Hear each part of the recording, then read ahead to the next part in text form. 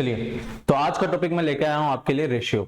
तो रेशियो का मतलब होता है अनुपात। मेजरली अनुपात तब इस्तेमाल किया जाता है जब हमें किसी भी दो चीजों या चार चीजों को कंपेयर करना हो। मेजरली जो क्वेश्चंस आते हैं वो चार रेशियो के बेस पे ही आते हैं।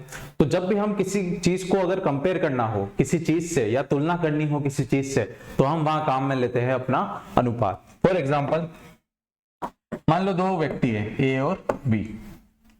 मान लीजिए एक की हाइट है अपनी 100 सेंटीमीटर और दूसरे की हाइट है मान लीजिए 200 सेंटीमीटर। मतलब एक की हाइट तो है 100 सेंटीमीटर और दूसरी की हाइट है 200 सेंटीमीटर। अगर मैं देखूं तो 100 का जस्ट डबल कितना होता है 200। मतलब ए की जितनी भी हाइट होगी बी की हाइट क्या होगी, बी की हाइट हमेशा ए की हाइट से क्या रहने वाली है, डबल।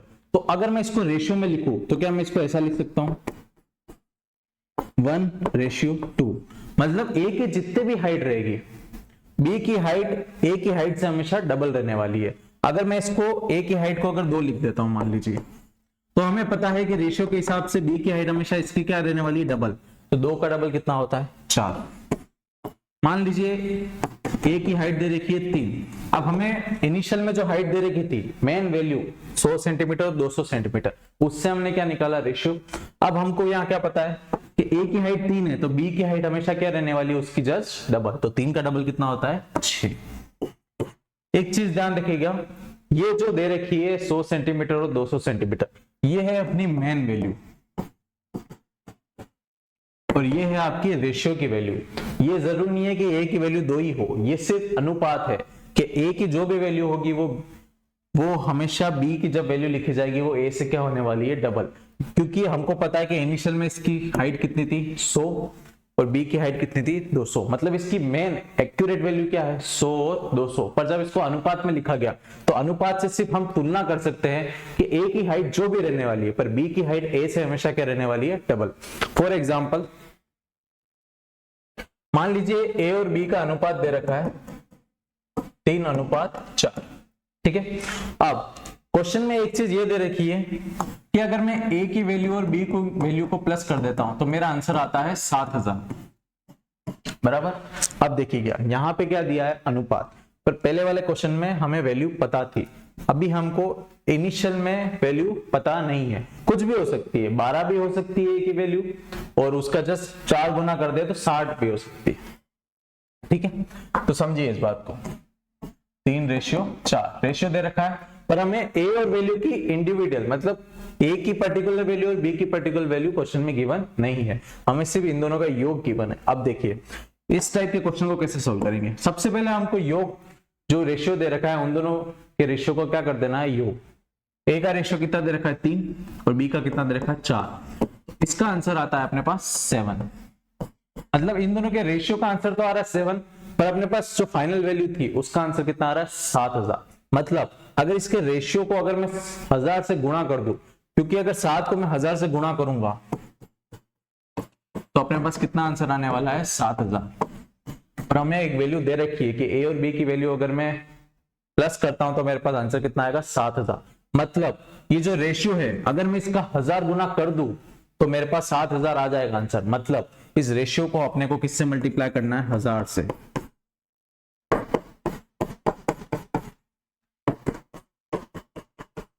तो अपने पास 7000 आंसर आ जाएगा। 3 × 1000 कितना हो गया 3000, 4 × 1000 कितना हो गया 4000, बराबर में कितना आ गया 7000।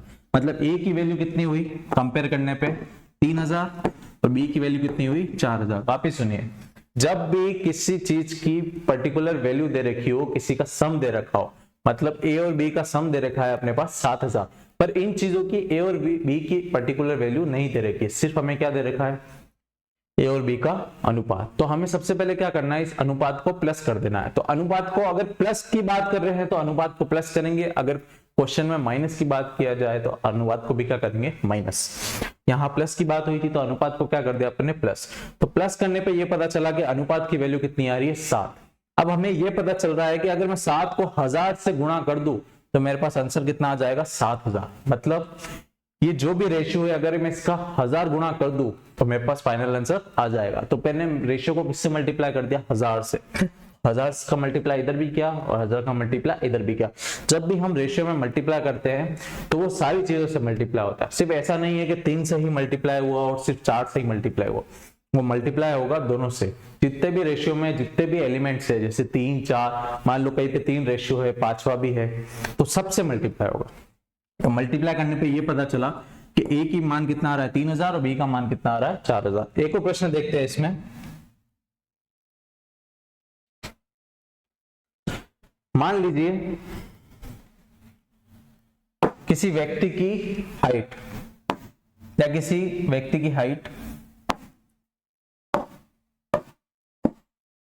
और उसकी हाइट की वजह से जो परछाई बन रही है, मान लो एक और व्यक्ति उसके पास खड़ा है और उसकी वजह से भी कोई परछाई बन रही होगी। मान लीजिए एक व्यक्ति की हाइट है 6 फीट, उसकी वजह से जो उसकी परछाई बन रही है वो है मान लीजिए 8 फीट। अब दूसरे व्यक्ति की आपको परछाई बता रखी है कि उसकी परछाई बन रही है 2.4 फीट। तुम्हें फाइंड करना है उस व्यक्ति की हाइट कितनी है।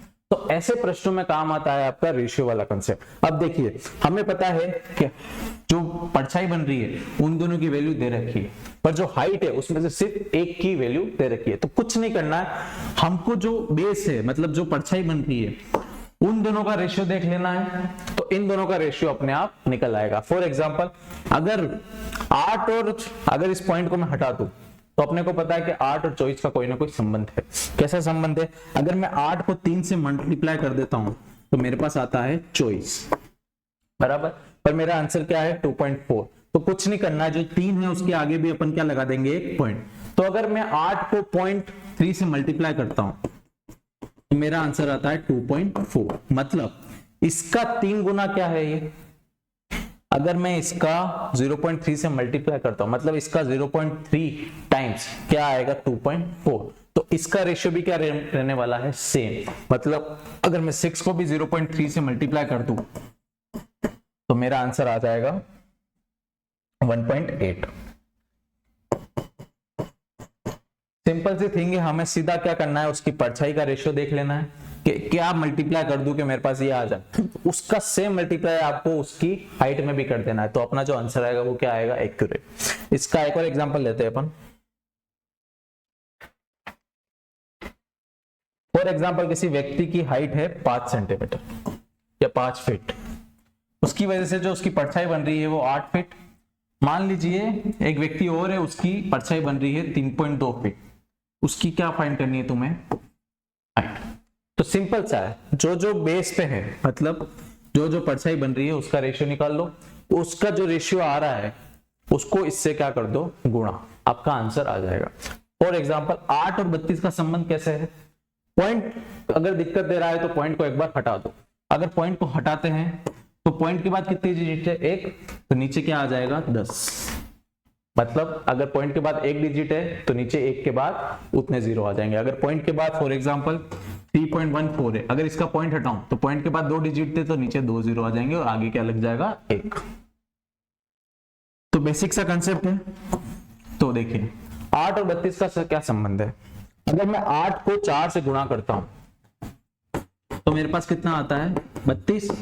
अब देखिए नीचे क्या है 10, तो यहां पे भी क्या लगा देंगे 10, ठीक है। तो 4 डिवाइड बाय 10 कितना होता है 0.4। मतलब 8 को अगर मैं 0.4 से मल्टीप्लाई करता हूं तो मेरे पास कितना आता है 3.2 बराबर 3.2। क्यों? क्योंकि यहां पे क्या था 32/10, तो जब एक तरफ इक्वल्स टू के कुछ भी डिवाइड कर रहे हैं तो उसके इक्वल्स टू में भी जो चीजें उनका भी क्या होगा डिवाइड में जाएगा। फॉर एग्जांपल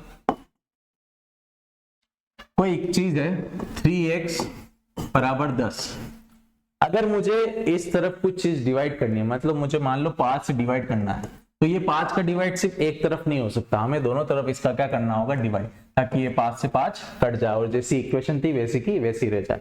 तो मैंने इधर 5 का डिवाइड किया तो इधर भी मुझे क्या करना पड़ेगा 5 का डिवाइड। तो इधर 32/10 था तो इधर भी मैं क्या ले आया 10। तो ये है सोल्व करने की टेक्निक्स। तो 8 को अगर मैं 0.4 से मल्टीप्लाई करता हूं तो मेरे पास आंसर आता है 3.2। मतलब 8 का अगर मल्टीप्लाई करूं 0.4 से तो मेरे पास क्या आ गया 3.2। अब मुझे रेशियो पता चल गया है कि 8 का ये कितना गुणा है 0.4, तो हाइट भी कितनी होगी तो 5 का सीधा मल्टीप्लाई किससे कर देंगे 0.4 से, तो अपना आंसर कितना आ जाएगा 2। अपने को सिर्फ इसका और इसका रिलेशन निकालना है और इसके रिलेशन को इसकी हाइट से मल्टीप्लाई कर देना और अपना आंसर आ जाएगा। नेक्स्ट हम बात करते हैं, जब भी क्वेश्चन में दे रखा है 4 चीजें दे रखी है और चारों चीजें क्या है समानुपात, तो समानुपात जहां पे भी आए उसको ऐसे रिप्रेजेंट किया जाएगा, 2 डॉट ऐसे और 2 डॉट ऐसे। जब भी ऐसा क्वेश्चन में बना हुआ है इसका मतलब वो क्या है, क्वेश्चन समानुपात है। फॉर एग्जांपल 4 चीजें हैं ए, बी और सी और डी, 4 चीजों की तुलना की गई है और चारों चीजों के बारे में ये बताया गया है कि चारों चीजें क्या है समानुपात। तो इसको लिखा कैसे जाएगा, ए रेशियो बी समानुपात किसके है सी रेशियो डी के। तो ये इसको लिखने का तरीका है। अब समानुपात वाले में क्या होता है, इसको कैसे लिख सकते हैं, जब भी ए रेशियो बी लिखा हुआ होता है तो इसका मतलब होता है ए का भाग इसमें दिया गया है बी में, ठीक है। तो यहाँ पे 4 चीजें हैं ए रेशियो बी, तो ए रेशियो बी को सबसे पहले हम क्या लिख सकते हैं ए बाई बी। ये जो समानुपात है इसको समानुपात का अगर सिंबल लगा हुआ है तो अच्छी बात है, या फिर कई समानुपात की जगह लिखा होता है इक्वल्स टू। अगर इक्वल्स टू लिखा हुआ है इसका मतलब भी वो चीज क्या है समानुपात, मतलब इधर वाली चीजें किसके बराबर है उधर वाली चीजों के, मतलब इधर क्या है ए रेशियो बी, उसको हम क्या लिख सकते हैं ए अपॉन बी। इसके इक्वल्स टू में क्या है सी रेशियो डी, तो इसको हम क्या लिख सकते हैं सी बाई डी बराबर। तो इधर वाले रेशियो को अपॉन में लिख दिया और उधर वाले रेशियो को अपॉन में लिख दिया और दोनों को की तरफ क्या लगा दिया इक्वल्स टू। अब हम यहाँ क्या करेंगे क्रॉस मल्टीप्लाई, जिसे हम करते हैं 2/3 हो और इधर हो 4/5, तो हम हमेशा क्या करते हैं क्रॉस मल्टीप्लाई, मतलब जो क्रॉस में चीजें हैं वो आपस में क्या होते हैं गुणा, और जो इस तरफ क्रॉस में है वो आपस में क्या हो जाएगी गुणा, और दोनों जो बराबर है वो बराबर का सिंबल वैसा का वैसा रहेगा। तो ए के क्रॉस में है डी, इन दोनों का क्या हो जाएगा गुणा, और बराबर का सिंबल ऐसा का ऐसा, और बी और सी एक दूसरे के क्रॉस में है तो इन दोनों का क्या हो जाएगा गुणा। तो ए डी बराबर किसके आ जाएगा सी बी के। तो जब भी समानुपात का क्वेश्चन है उसको इसी तरह से सोल्व किया जाएगा। लास्ट वाले जो रेशियो है वो आपस में क्या हो जाएंगे मल्टीप्लाई, और बीच वाले जितने भी है वो दोनों आपस में क्या हो जाएंगे मल्टीप्लाई। तो क्वेश्चन किस हिसाब से आएगा उसके बारे में बात करते हैं। फॉर एग्जाम्पल क्वेश्चन आपका ऐसा है 1/5 ratio x समानुपात 1/5 ratio 1/x समानुपात 1/x ratio 1/125। अब ये चारों चीजें आपस में समानुपात है, मतलब इधर वाले जो रेशियो है वो किसके बराबर है इधर वाले रेशियो के। तो इधर वाले रेशियो को क्या करना है अपन ने अभी सीखा कि लास्ट वाले रेशियो को क्या करना है मल्टीप्लाई, और अंदर वाले रेशियो को क्या कर देना है मल्टीप्लाई, और दोनों के बीच में क्या लगा देना इक्वल्स टू का साइन। तो 1/5 का मल्टीप्लाई किससे होगा इस लास्ट वाले से, मतलब 1/125 बराबर में क्या आएगा 1/x इंटू में 1/x। अब 1 से 1 मल्टीप्लाई होगा, हमेशा मल्टीप्लाई में ये ध्यान रखें कि ऊपर वाली चीजें आपस में मल्टीप्लाई होगी और नीचे वाली चीजें आपस में मल्टीप्लाई होगी। तो 1 का गुणा 1 से करेंगे तो 1 ही आएगा। जब 125 का गुणा अगर 5 से करेंगे तो अपने पास आता है 625। जब 1 का गुणा 1 से वापस होगा तो 1 आएगा और x का x के साथ गुणा होगा। जब भी कोई सेम चीजें है जैसे x और x हो गया, a और a हो गया, t और t हो गया, जब भी एक जैसी चीजें अगर उन दोनों का मल्टीप्लाई होगा तो वो हमेशा क्या हो जाएगा स्क्वायर में चला जाएगा। कैसे चला जाएगा स्क्वायर में। तो x और x का गुणा किया तो कितना हो गया x स्क्वायर। तो वापस क्रॉस मल्टीप्लाई करना है, 1 के क्रॉस में क्या है x स्क्वायर और इस 1 के क्रॉस में क्या है 625। तो ये x स्क्वायर इससे गुणा होगा तो किसी भी चीज का अगर 1 से गुणा करते हैं तो वैसा का वैसा ही रहेगा, तो इधर क्या आ जाएगा 625। अब हमें इस स्क्वायर वाली टर्म को हटाना है, तो स्क्वायर वाली टर्म जब भी हटती है तो इक्वल्स टू में जो भी चीज है उसके ऊपर आ जाता है रूट, और हमें मेजरली कुछ चीजों के रूट पता होने चाहिए। जैसे 2 का स्क्वायर करूं तो वो आता है 4, अगर मैं 4 का रूट कर दूं तो वापस कितना आ जाता है 2। मतलब जब भी मैं किसी चीज का स्क्वायर करूंगा इसका मतलब है 2 का स्क्वायर है, इसका मतलब है 2 इंटू 2। 3 का स्क्वायर है इसका मतलब है 3 इंटू 3। 4 का स्क्वायर है इसका मतलब है 4 इंटू 4। हमें ये ध्यान रखना है कि जब भी स्क्वायर है मतलब उन दोनों सेम वैल्यू को क्या है एक दूसरे के साथ गुणा, और जब मैं इसका उल्टा करूंगा तो वो अपना किस चीज में जाता है स्क्वायर रूट में। तो 625 का स्क्वायर रूट होता है अपना 25, तो अपना x का मान कितना आ गया 25। पर हमें क्वेश्चन में यही पूछा था कि x का मान ज्ञात कीजिए जब 1/5 और 1/5 रेशियो 1/x समानुपात 1/x रेशियो 1/25 कैसा है समानुपात, और तुम्हें किसकी वैल्यू निकालनी थी x की। एक और क्वेश्चन करते हैं इस पे। मान लीजिए क्वेश्चन दे रखा है 1/4 रेशियो 1/x समानुपात दे रखा है 1/x रेशियो 1/16। अब समानुपात देखते में हमेशा ये याद रखना है कि पहला रेशियो हमेशा किसके बराबर मल्टीप्लाई होगा, लास्ट वाले से बीच वाले आपस में मल्टीप्लाई होंगे। मतलब 1/4 का गुणा किससे करना है 1/16 से, बीच में क्या लगाना है इक्वल्स टू। अब दोनों बीच में क्या है 1/x और 1/x, तो 1/x का गुणा किससे हो जाएगा 1/x से।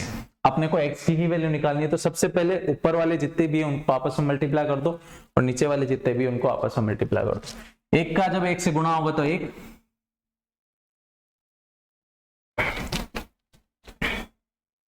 16 का जब 4 से मल्टीप्लाई होगा तो 64 आएगा, और जब 1/x इंटू 1/x किया जाएगा तो 1 का गुणा 1 से कितना हो गया 1, और जब x और x सेम चीजें हैं तो उसका क्या हो जाएगा स्क्वायर। वापिस अपने को क्या करना है क्रॉस मल्टीप्लाई, जो चीजें ऐसे क्रॉस में हैं उनका आपस में मल्टीप्लाई होगा, जो चीजें ऐसे क्रॉस में उन दोनों का आपस में मल्टीप्लाई हो जाएगा। तो x स्क्वायर का 1 से मल्टीप्लाई होगा तो x स्क्वायर, और 64 का जब मल्टीप्लाई होगा तो इसका 64। अब वापिस स्क्वायर वाली टर्म के इक्वल टू में जो भी है उसके ऊपर क्या आ जाएगा रूट, तो x स्क्वायर बराबर में 64 आ गया, और 64 का रूट अपना क्या होता है 8। जब मैं 8 का स्क्वायर करता हूं तो अपने पास कितना आता है 64, तो x की वैल्यू कितनी आ गई यहाँ पे 8। कुछ मेनली स्क्वायर रूट्स लिख देता हूं मैं ताकि आपको ध्यान रहे कि किसका क्या स्क्वायर रूट होता है।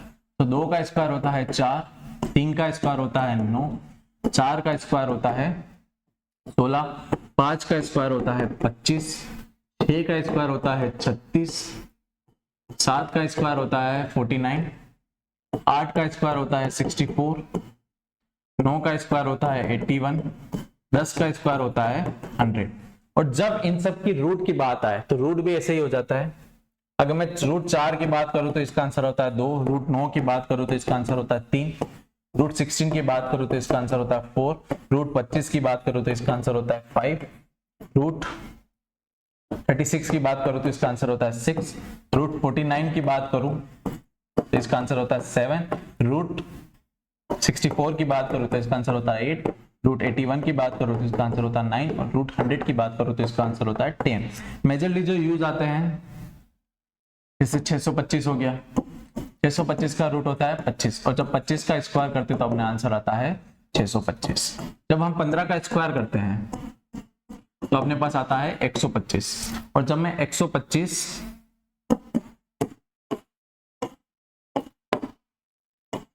और जब मैं 125 का स्क्वायर रूट करता हूं तो अपने पास आता है 15। ये मेजरली पूछे जाने वाले हैं। एक हो सकता है अपना जब 12 का स्क्वायर करेंगे तो अपना आएगा 144, जब 11 का स्क्वायर करेंगे तो अपने पास आएगा 121, जब अपन 13 का स्क्वायर करेंगे तो अपने पास आएगा 169। तो 169 का रूट होता है अपने पास 13, 121 का रूट होता है अपने पास 11, तो 144 का रूट होता है अपने पास 12। ये मेजरली पूछे जाने वाले रूट से जो मेजरली इजीली याद हो तो फटाफट क्वेश्चन हो जाते हैं। एक क्वेश्चन और करते हैं। तो रेशियो वाले जितने क्वेश्चंस थे समानुपात वाले वो इस टाइप के ही आएंगे, या तो वहां पे समानुपात का सिंबल बना होगा या फिर इक्वल्स टू का सिंबल बना होगा। जब भी ये दो चीजें आए तो अपने को समझ लेना है कि ये समानुपात का प्रश्न है, मतलब आखिरी में जो रेशियो है उन दोनों को क्या होगा आपस में मल्टीप्लाई, और बीच वाले रेशियो है उन दोनों का आपस में क्या होगा मल्टीप्लाई। एक क्वेश्चन आपके आएगा कि आपको तृतीय अनुपात निकालना पड़ेगा। दो चीजें दे रखी होगी और किसी भी चीज का क्या निकालना पड़ेगा तृतीय अनुपात।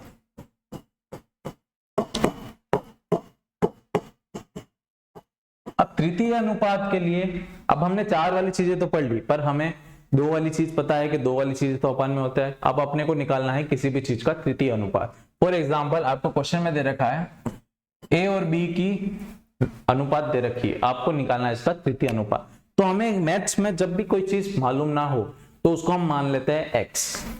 तो हमको तृतीय अनुपात नहीं पता है तो हम तीसरा जो एलिमेंट है उसको क्या मान लेंगे x। अब यहाँ पे एक ट्रिक है उससे सारे आंसर आ जाएंगे।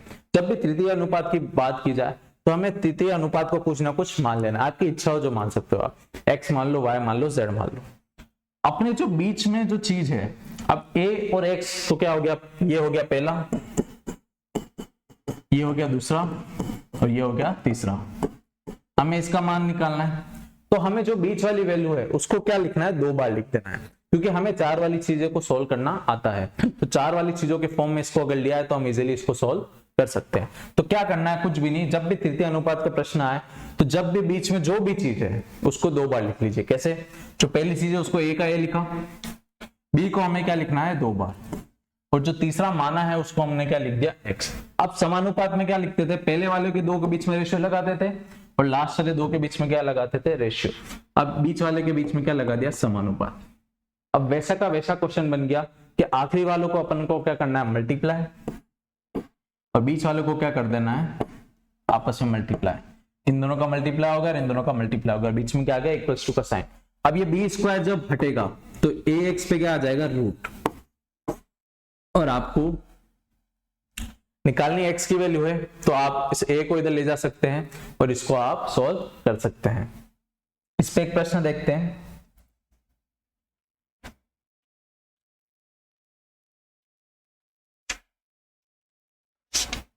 क्वेश्चन है 8 और 12 का तृतीय अनुपात निकालना है।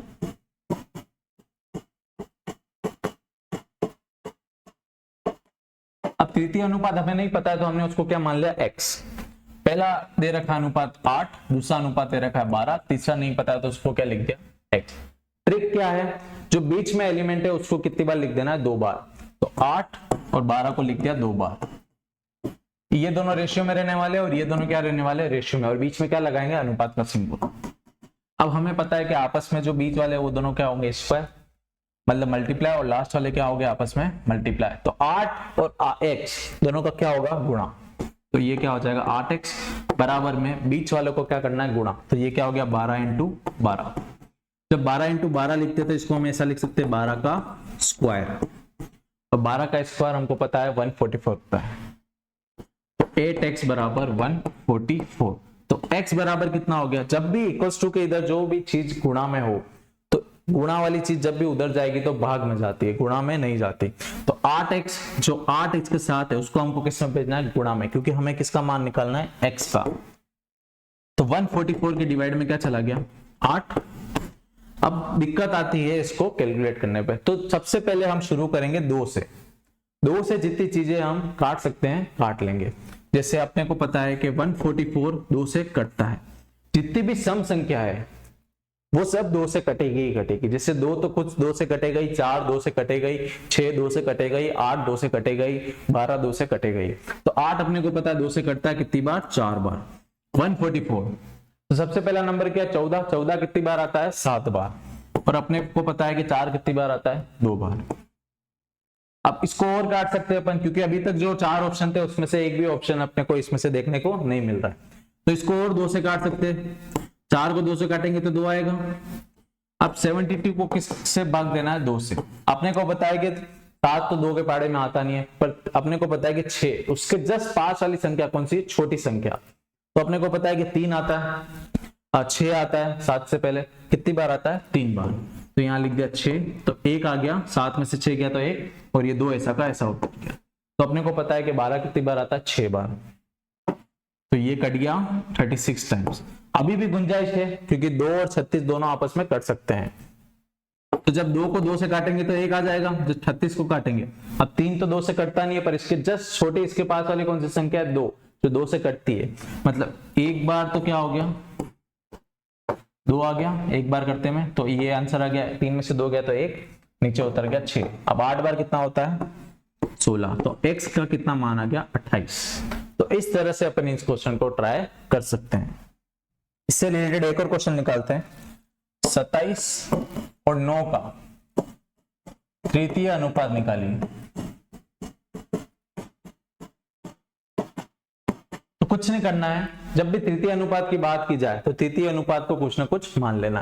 पहला कितना दे रखा है, 27, दूसरा कितना दे रखा है, 9, तीसरा नहीं दे रखा तो उसको क्या मान लिया, x। अब जो भी बीच वाली संख्या है उसको कितनी बार लिखना है, 2 बार, मतलब 9 और 9।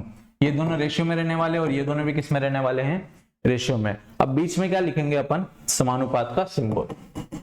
वापस वही चीज, लास्ट वाली चीजों को आपस में क्या करना है, गुणा, और बीच वाले को क्या करना है, आपस में गुणा। तो 27 का गुणा किससे होगा, x से, और 9 का गुणा किससे होगा, 9 से। जब दो चीजें सेम हो तो क्या आ जाता है, स्क्वायर। यहाँ क्या आ गया, 9 का स्क्वायर। 9 का स्क्वायर अपने को पता है कितना होता है, 9 का स्क्वायर होता है अपने पास 81। कितना होता है, 81। ठीक है, अब अपने को x के मान निकालना, मतलब इस 27 को हटाना पड़ेगा, और इस 27 गुणा में है तो उधर जाएगा तो किस में आ जाएगा, भाग में। तो x बराबर कितना आ गया, 81/27।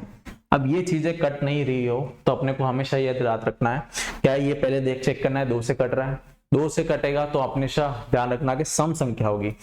लास्ट में हमेशा क्या रहने वाली, सम संख्या। जैसे 24, अब ये जो लास्ट में संख्या है वो कैसी है, सम संख्या, मतलब 2 से कट सकती है। For example 3262। अब पूरे को चेक नहीं करना है 2 से कटेगा नहीं कटेगा, लास्ट संख्या को देखना है। लास्ट संख्या कैसी है, 2, मतलब ये 2 से कट सकती है, जी हाँ। तो ये पूरा कैसे कटेगा, 2 से कटेगा। अगर ऑड संख्या है, विषम संख्या, मतलब 1 हो 7 हो गई, तो ये कभी भी 2 से कटने वाली नहीं है। अब अपने को चेक करना है कि ये 3 से कटेगी या नहीं कटेगी। तो 3 से कटेगी नहीं, ये पता करना हो तो जो भी संख्या है 81 को क्या मैं ऐसे बोल सकता हूं, 8 और 1, इन दोनों को क्या कर देना है, प्लस। 8 और 1 को अगर अपन प्लस करेंगे तो कितना आता है, 9। क्या 9 3 से कटता है, जी कटता है। तो ये 81 भी 3 से कटेगा ही कटेगा। 2 और 7, इसको अलग अलग लिखो तो 2 + 7 करो तो कितना आता है, वापिस 9। क्या 9 3 से कटता है, जी हाँ कटता है। तो 27 भी 3 से कटेगा ही कटेगा। तो 3 से 27 कटता है 9 बार, 3 का काटना है 81, तो 3 1 3, 3 2 6। 9 तो आता नहीं है, 8 तो आता नहीं है, 3 के पाड़े में 9 आता है, या फिर इससे छोटा क्या आता है, 6। तो सबसे पहले छोटे वाली चीज लेनी है। 81 का भाग दिया 3 से, तो सबसे छोटा क्या, 2 बार कितना आ गया, 6। 8 से 6 गया तो 2, नीचे कितना उतर गया, 21। अब 3 के टेबल में 21 आता है या नहीं आता, अगर नहीं पता चल रहा तो कुछ नहीं, दोनों को प्लस कर दो। 2 + 1 कितना हो गया, 3। तो मतलब 3 आ रहा है, मतलब 3 से कहीं ना कहीं तो भाग जाएगा। तो कितनी बार आता है, 7 बार, बराबर। तो 3 के पाड़े में कितनी बार आता है, 27। 27 बार अगर गुणा करो तो मेरे पास कितना आता है, 81। तो अपने पास अभी कितना आ गया, 27/9। अब वापस चेक करना है कि ये 27 और 9 3 से कटता है या नहीं कटता। 9 तो कटता ही है। अब 27 कटता है या नहीं कटता है, 7 + 2 कितना हो गया, 9। मतलब ये भी 3 से कटेगा ही कटेगा। कितनी बार कटेगा, 9 बार। और 3 से 9 कटेगा 3 बार, 9/3 आ गया। 3 से 9 कितनी बार कटता है, 3 बार। तो अपना x का आंसर कितना आ गया, 3। ऐसे करके आपको सबके क्या निकालना है, तृतीय अनुपात। अब क्वेश्चन है, एक टाइप के क्वेश्चन इस टाइप के आ सकते हैं।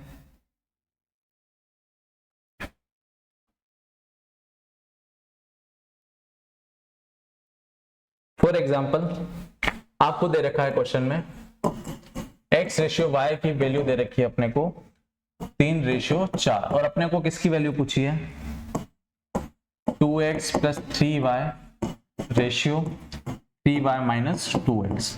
इसका मान कितना होगा। अब देखिए अपने को x/y की वैल्यू दे रखी है, मतलब 3 और x और y का रेशियो का मान दे रखा है। तो अपने यहां से ये बात पता कर सकते हैं, इसको अपन क्या लिख सकते हैं, x/y। जब भी कोई चीज रेशियो में हो उसको हम ऐसे बटे में ही लिखते हैं। और इक्वल्स टू में क्या लिखा है, 3/4। तो इसको हम कैसे लिख सकते हैं, 3/4, बराबर। तो यहां से अगर हम कंपेयर करें तो x का मान कितना होगा, 3, और y का मान कितना होगा, 4। ये रेशियो के मान है। तो यहां से अपने को क्या पता चला, x का मान कितना है, 3। या फिर डायरेक्ट भी कंपेयर कर सकते हैं, पहली पोजीशन पे क्या है x, तो यहाँ पे पहली पोजीशन पे क्या है, 3। तो x का मान कितना आ गया, 3। ये जब भी लगाएंगे जब यहाँ पे क्या हो, इक्वल्स टू या प्रोपोर्शनल का साइन या फिर समानुपात का साइन, ठीक है। और y किसके बराबर है, दूसरी पोजीशन पे कौन है, y, और यहाँ पे दूसरी पोजीशन पे कौन है, 4। तो y की वैल्यू कितनी होगी, 4। कुछ नहीं करना है, x और y की वैल्यू को इन दोनों इक्वेशन में पुट कर देना। जो भी आंसर आए वो आपके रेशियो का आंसर हो जाएगा। तो x का मान कितना है, 3, और y का मान कितना है, 4। तो इन दोनों को इन सवालों में रखना है। ये दोनों किसमें है, रेशियो में। तो x का मान आ गया था 3, तो जहां जहां x दिख रहा है वहां पे क्या लिखेंगे अपन, 3। तो यहाँ x है तो यहाँ क्या लिख दिया, 3 प्लस। जहां प्लस है वहां प्लस का प्लस से लिखेंगे, और y के साथ जो भी है उसको छेड़छाड़ नहीं करेंगे। y के साथ यहाँ क्या है, 3। अब y का मान कितना आया था, 4। तो y की जगह क्या लिख देंगे अपन 4। अगर ये गुणा में है तो गुणा में ही लिखेंगे, प्लस में है तो प्लस में लिखेंगे। अब रेशियो लगाया बीच में, y का मान कितना था 4, तो 3 इंटू 4 माइनस x का मान कितना था 3, तो 2 इंटू 3। अब इसको क्या कर देना है सोल्व। अब x और y सब चीजें हट चुकी है, अब इन दोनों को क्या कर देना है सोल्व, और जो भी सोल्व करने के बाद आंसर आया वो अपना क्या होगा फाइनल आंसर। 2 को अगर 3 से गुणा करेंगे, हमेशा पहले गुणा करेंगे फिर प्लस करेंगे, यूं नहीं कि पहले 3 + 3 कर दिया फिर गुणा कर दिया, आंसर गलत हो जाएगा। हमेशा पहले गुणा होता है फिर प्लस होता है फिर माइनस होता है। अगर पहले भाग वाली संख्या है तो पहले भाग होगी फिर गुणा होगी फिर प्लस होगी फिर माइनस होगी। पहले 2 इंटू 3 करेंगे, कितना आ गया 6, फिर बीच में लगाया प्लस, फिर 3 इंटू 4 करेंगे, कितना होता है 12। बीच में रेशियो तो रेशियो लगाया, सबसे पहले गुणा किया 4 इंटू 3 कितना हो गया 12, बीच में लगाया माइनस, 3 इंटू 2 कितना होता है 6। तो 6 और 12 को प्लस करेंगे तो अपने पास आंसर आता है 18। रेशियो 12 में से 6 गया तो 6। अब ये भी एक फाइनल आंसर नहीं है, मान लो ये ऑप्शन दिखा ही नहीं 18:6। अब इसको फाइनल वैल्यू तो काटना है। क्या 18 और 6 आपस में कट सकते हैं? बिल्कुल। अगर 6 का गुणा मैं 3 से कर दूं तो मेरे पास आंसर कितना आता है 18। तो कुछ नहीं है, रेशियो निकालने में अगर तकलीफ आ रही है तो इन दोनों रेशियो को अपन ऐसा लिख सकते हैं 8/6, क्योंकि जब भी रेशियो में कोई चीज हो तो हम इसको कैसे लिख सकते हैं भाजक में। तो 6 का अगर मैं 3 से भाग करूं तो कितना आता है 3।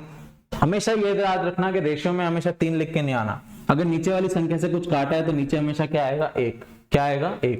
तो वापस इसको अपन क्या लिख सकते हैं, ये आ गया 3/1, और भाजक को हमेशा अपन रेशियो में कितना लिख सकते हैं, ऊपर वाली संख्या को आगे और नीचे वाली संख्या को उसके बाद। तो आंसर कितना आ गया 3:1, और यही आपका क्या हो गया फाइनल आंसर। इससे रिलेटेड जितने भी क्वेश्चन बनते हैं वो नेक्स्ट वीडियो में अपन पूरा करेंगे।